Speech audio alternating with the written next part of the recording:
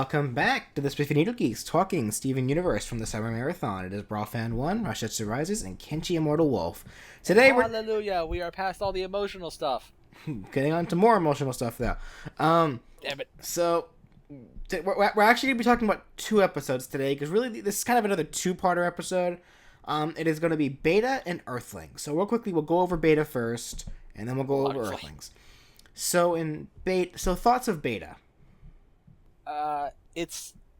I feel like if you had cut Bismuth out, it would have made just as much sense. It feels like it's continuing from just before Bismuth, just onward. The whole episode, outside of the flail at the end of Amethyst Whip being there, this episode really feels like it could just be aired right after. That's true, actually. But either way, it's like, I think this is an interesting episode, because obviously, Amethyst is just super upset about Jasper. Though, it does confirm something that actually Bismuth did kind of, say in passing in the last episode. She brought up that Rose was a quartz made here on Earth, and we got kind of a confirmation that, good chunk of quartzes, especially, at least a certain kind of quartz anyway, the soldier quartz, predominantly came from Earth. At least that seems to be the case, yeah, which is interesting, and I think it's one reason why the fan theory of different types of soldier gems being from other worlds took off so well, especially after it got there was a big boost to that theory afterwards. Yeah.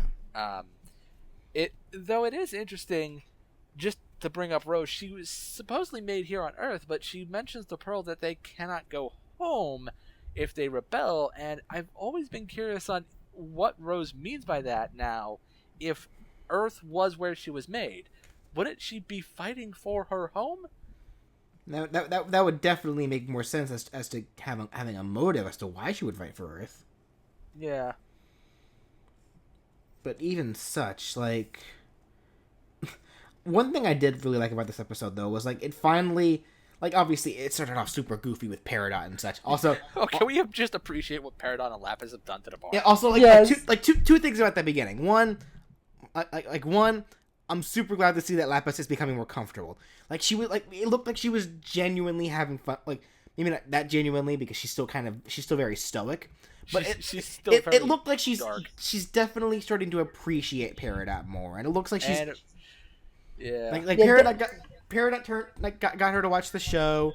When they were kind of just playing with the instruments there, she looked like she was just genuinely having fun, and I really liked that. Yeah, that was so cute. Yeah, and when they did they showed their little mini art gallery that they did. Yeah, and that actually goes on that goes on to the second thing. I am from now on calling art installations meat morphs. Meat morphs. I'm laughing too, because when I went to go, that term confused the fuck out of my sister. I'm laughing too, because when I went to go see Pikachu in Austin here this past weekend, there was this little park that had a bunch of Pokestops there, and it was like a sculpture park. I get there and I'm just like, look at all the meat morphs. Oh yes, and it's interesting too, because between the ship for space, the 2 robots, which Peridot's robot is still somewhere, that has not been destroyed, and the drill, the barn is a lot emptier than when the first time we saw it, but it still had a truck that they decided to ram through the top, and they decided to patch the hole in the wall with the what is the term for it? Not granary. Granary? No, is it granary? Basically, the giant tower. The silo. The silo. That's it. The silo. Also, at some point, Peridot's little alien plush got decapitated. She took the bow tie off of it and started wearing it. Tore the jugular out. Okay. Yeah. I was wondering where that came from. Yeah, and then she just chucked the doll into the little makeshift aquarium. That's why she wanted the doll, was for the bow tie. I guess. Or it's I just love even when when Peridot, Amethyst, and Steven were leaving and everything, Peridot's I just want to make sure that Lapis is okay, and she's just screaming off the top of her lungs. Are you okay? Like true roommates. Yeah, she's like, yep. Lapis is just sitting there. She's like, are you sure? Yep. And she's still watching the camp show, and she's like, what season is that? 3. That one being more. I feel trapped. I feel trapped. Is this about you being in the mirror? No, I just really like this show. Again, it goes back to Lapis's deadpan humor, because it's like, Peridot. She came, with her beep morphs. She actually was trying to think like artistically, like how all these things are arranged in a way to represent something, and Lapis is just so fucking deadpan. It's like this is the leaf. This is the leaf. Reminds me of the time that Steven gave me a leaf. It's just like, it goes back to that deadpan humor back at that baseball episode. That, that's what makes Lapis's character so great, is because I think, she's like the one that can pull off that deadpan humor perfectly. I did love what Peridot said though. It's, when they were first talking about the meat morphs, where she was just like, it serves no functional purpose whatsoever, and it's only here to make me feel bad. Somebody has already taken that part of the episode, put Tumblr's icon over the art, and played it. That sums up Tumblr so bad. It has no functional purpose. It just makes me feel bad. God damn it. Anyway. I also liked how when Amethyst, because she's still thinking back to everything that Jasper said and everything, and I mean she just flat out says, I don't care about why should we care about all this like meat warp crap and everything when Jasper's still out there, and even Peridot's like, Amethyst, I wouldn't use the J word around here, Jasper's a cuss word now. Yeah, so it's Jasper. It does show that it really does kind of help show like how close Lapis and Peridot have gotten. I mean, to that point that like Peridot, she doesn't want to just casually bring up Jasper in front of Lapis, considering everything that happened. And that actually is, that's actually a point that my girlfriend brought up to me as well. But I'm actually gonna wait until not the next episode, but like the episode after Earthlings to bring it up. So we'll bring it up then. But okay. It's like yeah, I really did like that little notion there. But yeah. what I really appreciate though with this episode as well, because obviously I always love it when Peridot's goofy, but I loved that they did bring back the fact that Peridot is in fact very intelligent. Mm-hmm. That's like, yeah, when they went to they go to the kindergarten that Jasper's made, and Peridot just goes into like great detail about like the differences between the two kindergartens and how the kindergarten that Amethyst came from, it's ideal for making the court soldiers and everything, whereas the kindergarten that Jasper was from, because during the whole rebellion, they were just losing soldiers left and right, that they just had to hastily make more just to, keep up their numbers. Yeah. And, she was talking about how, like, the holes aren't uniform, or the shapes of the exit holes are not right. Even the sandstone gives off something completely different. So it's like she goes into all these details about why about the differences between the kindergartens, which I actually think was like, if anything, I just think it's great that it also just shows like the level of research that the Crooniverse must have gone through when, coming up with like, all these characters and everything and where they came from. I mean, to bring all this into consideration. No doubt. Also, may I just add, who else was like fucking dying when they finally showed Jasper's hole, and it looked like she came out of the ground. She came out of the ground fucking flexing. Yeah.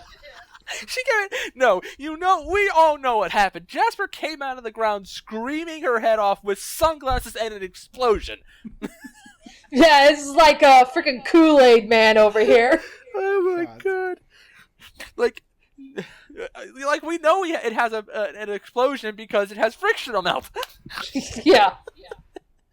So there was extreme heat. So we all know there was an explosion involved. It'd be perfect for Jasper. Oh my god. Yeah, and then it's like, Amethyst's hole, her arms are at her side. Jasper's hole, oh yeah! Oh yes, it was great. I love how Steven also has to throw Paradork up there to get her inside the hole. Oh yeah, that was great. And then it's like, I also liked how, after they find Jasper's exit hole and everything, and they actually do find Jasper, it's like, Peridot, she's like, I have metal powers now, and she's trying to like pull like a metal spike out of the ground and can't work. That goes into the next episode though. It's like, any final thoughts on Beta before we move on then? No, that's pretty much it. All right. So yeah, Earthlings now. So Earthlings is pretty much where they is where they confront Jasper. Yeah, and no, they're forced to confront Jasper because Amethyst. Yeah, and we find out what Jasper's been doing. She apparently there's way more corrupted gems than we thought, or the crystal gems have been slacking on their job because Jasper's been collecting these things left and right. Well, do remember that the crystal gems have had no idea where to look, and it's quite possible. And I'm going to say this, there are two possible reasons for this. One, all of the gems Jasper has been gathering have been in similar areas because a lot of these gems we see her hold, they're the same kind of quartz monsters we've seen from Gem Hunt and Crack the Whip. Yeah. So it's possible they were all in similar areas and they just didn't know where to look for these gems. Because again, they've been traveling for 5,000 years on this Earth, but so have the monsters. Garnet seems to be able to detect other gems, but in very small numbers. And given the sheer number of gems in that room, it's very likely they've been combing the planet for a very slow. You know what, Kenshi? That is actually a good point. Because keep in mind, back in Gem Hunt, Garnet sensed the brightly colored monster, but for some reason didn't sense the brown one. So. Yeah. So Garnet. I think Jasper might actually have a better ability to track down other gems because she's a soldier type gem. It's possible that Steven and Amethyst might have had this ability, but they have no idea how to use it. So that or Jasper's just really fucking lucky. Well, Jasper also would be more actively hunting these gems. While the crystal gems would be looking for these gems, I imagine the first thing they would be looking for is gems causing humans problems. And a lot of the times, that's not the case for the gems that they find, except when those gems come to Beach City. Like the blowfish, that one showed up. Centipedal showed up. Some people actually think Centipedal is the same one that was that attacked the boat that Mara Dewey's ancestor was on. And the giant seaworm thing.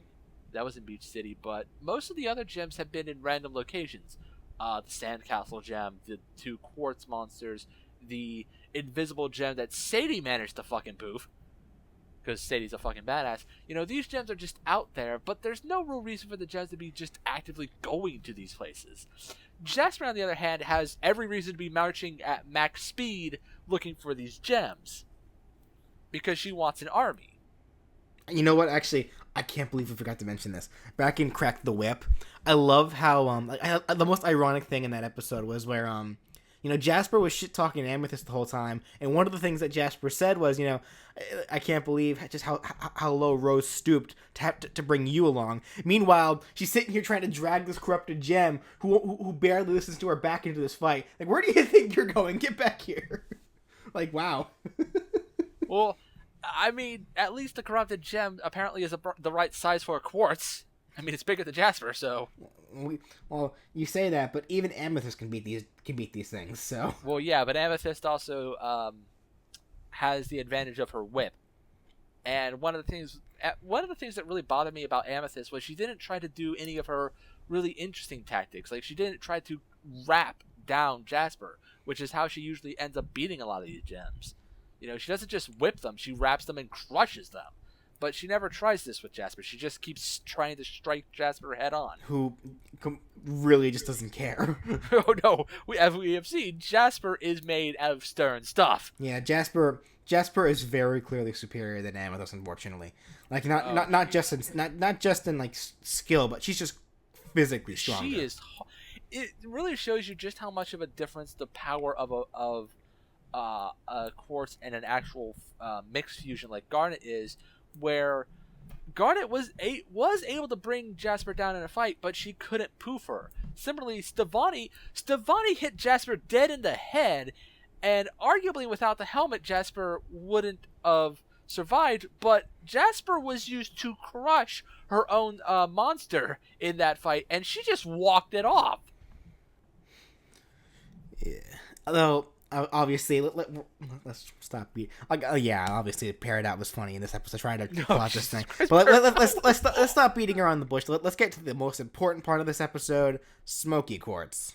Okay, so I remember, if you remember it all the way back in that centipedal discussion, I had mentioned that there were a number of things that I pretty much spoiled myself on because, I don't give a shit about, not trying to keep myself free from spoilers or anything like how BJ does. So when I was seeing the previews and everything, there were 3 major things this season that I already knew of before BJ did. The centipedal thing was one, bismuth was another, smoky quartz was the third one. Now the question that I think everyone had was, we knew, we didn't know what exactly smoky quartz was. We just knew, okay, we got a new thing coming and it's smoky quartz. And I remembered, looking up people's theories and stuff on, in videos on YouTube and everything, that a lot of people immediately thought this is going to be a fusion. And then, of course, we were right.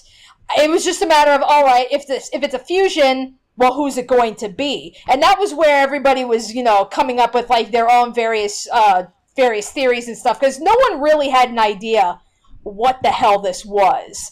Really? Yeah, looking at smoky quartz, I think it's kind of obvious. Well, again, this was before we even had the images. Because I knew about smoky quartz without having seen her images or anything. What exactly was spoiled then specifically? Just her name? Yeah, Oh, okay. That makes sense. Yeah, that's what it was. So it's everybody knew. Okay, there's a thing called smoky quartz that's coming. And a lot of people thought, well, if it's not going to be a brand new quartz soldier, it's probably going to be a fusion. And it's sure enough, it's another one of those things, how, a lot of us, we wanted to see, Stevani actually fighting and everything, and we got that. I don't know, to me, smoky quartz gave me more what I wanted. I wanted to start seeing Steven fusing with the other crystal gems. And it's it's about fucking time that we finally got something out of that. I honestly really loved smoky quartz was so much fun to watch.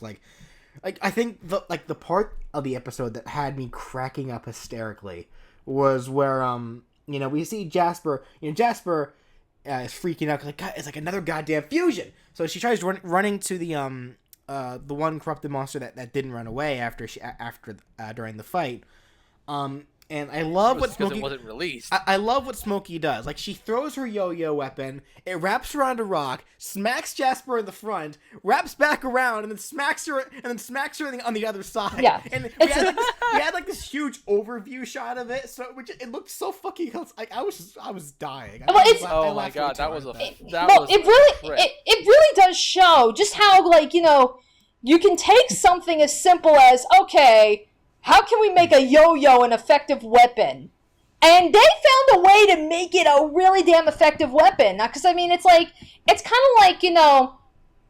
I know this is, really weird and everything, but, my first thought when I started thinking that, I was thinking back to when I first started reading and watching One Piece. The whole thing with Luffy with his stretching and everything. It was to have your ability being, you just have a body made of rubber, then it's okay, what the hell kind of power is that compared to, being able to summon fire or being able to, grow limbs and everything. And it's if you can think really creatively, you can take the most simple idea and make it an effective weapon. That's basically Jackie Chan's fighting scenes for 20 movies. Yeah. Yeah, because I've seen in other anime or games and everything where they do use children's toys as weapons, but it's they never really they don't really, I guess, maybe think outside the box on how to do it. It's just, oh, I have a yo-yo for a weapon, I'm just gonna fling the yo-yo at you and hit your head. It's not I'm gonna whip it around like a rock and have it hit you multiple times, and then I'll use a bunch of them to create a tornado. And it's it's one of those things where it's that's what I really loved about the whole weapon idea, was just they really came up with some unique ideas on how to make a children's toy an actual effective weapon. Probably one of the most effective weapons I've seen in this show yet. Yeah, it is something else entirely, and then things got creepy when Jasper decided to try to fuse with the corrupted gem, ultimately leading to her downfall, of course. oh, jeez. Right. Well, not only like the fusion itself with Jasper and that corrupted gem was something to behold. That was a beast. That was. I kind of wish we could get more like that, just because of how unique that design was. But holy shit. Yeah. But this is where, a couple of videos ago and stuff, when I think it was during the Centipedal episode and stuff, when we were talking about the whole corruption and everything, this is kind of where I was thinking of, while we know, like, the origin of the corruption, we still don't know exactly what it is and how it operates. And this is where I was thinking maybe it acts very similar to, say, a virus. Because, we've seen Jasper go, she's pretty much going crazy and everything. And we've seen her do crazy shit. We've seen her fuse before. And we've seen her do all this stuff and come out of it no problem. But when she fuses with a corrupted gem, now the corruption starts hitting her. That's where I'm like, is it just like, that's why I was wondering, is it because, now the corruption within her is finally taking form, or is the corruption just more so like a virus? And had she had not fused with that corrupted gem, would that have happened in the first place?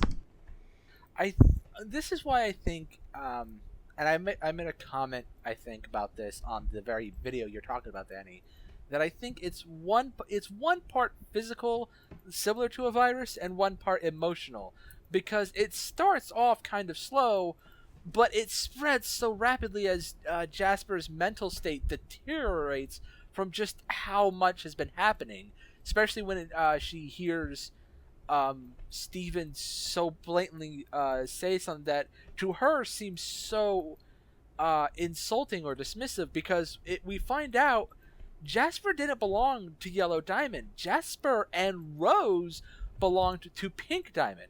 Yeah, this is the first official name drop. Only after getting just hints. That's all not even hints. It was never actually alluded to. It's been alluded to. Well, I mean, never alluded to by any character. We've only ever seen backdrops. Saying that's never been alluded to by any character is unfair, considering that environments are considered characters in a lot of stories. Just rocks and shit. No, I think the giant 4-diamond insignia is a pretty good allusion to the fact that there were 4 diamonds. Yeah, but like if you weren't paying attention, you weren't really gonna think about that. You are not interested in this series if you do not notice an Oh no, I noticed that. I'm saying like there's a very good chance there could have been people that didn't really take notice to it. And there are people who probably aren't watching this video, PJ. I'm just saying. I'm just going to be flat out. The kind of people who would not notice that fact are people who were not interested in the show. Bring it. Let's. Actually, that's probably not even fair to ask that, because more than likely, a good chunk of people who maybe didn't notice it in the show itself probably heard about it on the internet somewhere. Yeah. Say in the comments, tell us in the comments, did you was this like legitimately the first time you ever even heard about Pink Diamond, or that it was ever even brought to your attention? I'm curious, but even then, I mean, to me, it seems kind of obvious, because even if you're not on the internet, which would mean you're probably not going to comment on this video either, if you're a fan of the show, you probably saw that insignia. It's right there, dead center, and the camera focuses on that area of the temple where the 4-diamond insignia is, easily. So even if you haven't seen any of the big internet talk about it, you probably noticed that there was a 4th diamond at some point, considering that insignia and then the insignia in the ship, since they're so easily noticeable. So I think if somebody hadn't noticed that, they're probably not interested in this video, and they're not interested in Steven. Well, regardless of such, we'll be able to get more into Pink Diamond a little later, because they actually explain more, because she was literally only just name dropped, and at this point in the episode anyway, all we know is that Jasper resented Rose because of something that Rose did to Pink Diamond. That's all we know. All we knew at this point. We learn more later on. Though, given all the episodes prior, like literally the Yeah, next episode actually. But yeah, so pretty much it's like, but yeah, that's Earthlings. Any final thoughts? Can I also just say just how I thought it was really adorable that after Jasper was poofed and everything, that like before Amethyst bubbled her, she's like, "Come here, sis." I was like, "Aww." Oh, and can we appreciate the fact that of all gems to poof Jasper, it is in fact Paradork. Yes. Yeah, she's like, she just throws the thing. Yeah, she throws the metal thing that she had spent the entire episode trying to pull out just to show off her metal powers. And then it's like, it poofs and she goes, and what was she said? She's like, "You're welcome." Yeah.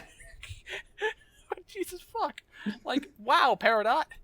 That was impressive. Yeah, let's also take a moment to appreciate the fact that, Peridot is the first non-fusion gem to beat Jasper, and then on top of that is the first She's one the to poof only her. one to poof Jasper. Yeah, that's Remember, actually, I actually Garnet beating the shit out of Jasper and breaking her helmet and throwing her into a ship engine core, not enough to poof Jasper. Having said ship blow up around her and crash to the ground, not enough to poof Jasper. Forcibly defused while fighting Alexandrite, not enough to poof Jasper. Getting punched by Lapis across the goddamn ocean, not enough to get poofed by Jasper. Getting hit in the head with Rose's sword by Stefani, being forced through her own quartz monster and into the ground, not enough to poof Jasper. A sharpened stick. It's made of metal. Come on. I know, but still. It's still sharp. It's still a sharp stick. But even so, I also just like the fact that out of anyone to have poofed Jasper, it was Peridot. It wasn't Garnet. It wasn't Steven. It wasn't even Amethyst. It wasn't even Lapis. So I mean, you don't even get like that. Yeah, it's like you would think if anyone was going to get the satisfaction of getting back at Jasper like this, it probably would have been Lapis. But no, it was Peridot of all people. Probably a good thing too, because like clearly Jasper went full corruption there. Though I will say I was worried for a little bit, like when Steven was going up there because in attempts to heal Jasper before Jasper clawed at Steven, ripping his shirt. I was so scared for a second that she like chipped his gem.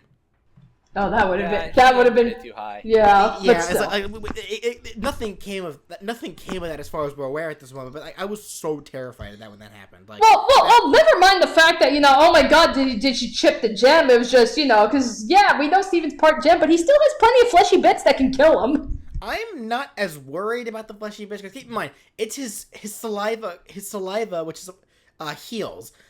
So I would imagine that any part of his bodily fluid also heals as well, which is constantly flowing through his body.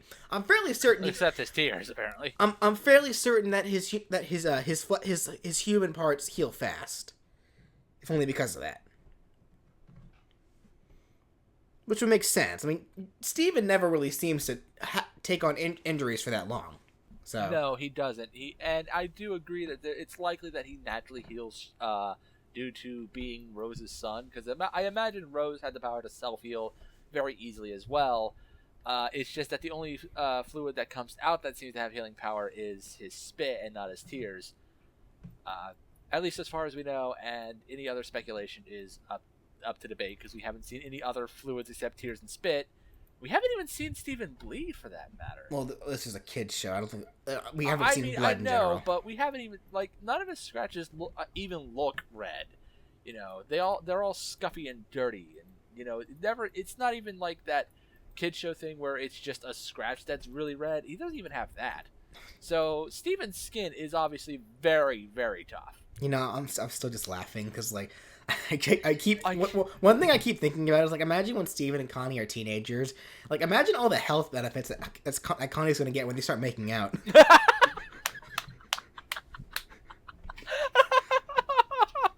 Connie's going to be the healthiest person on the earth. Fuck. Oh my God. That went somewhere completely different in my head.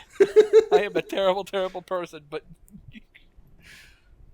anyway, I think that does it for this part, ladies and gentlemen, with Earthlings. So join us next time as we talk about Back to the Moon. We'll see you then. Yay.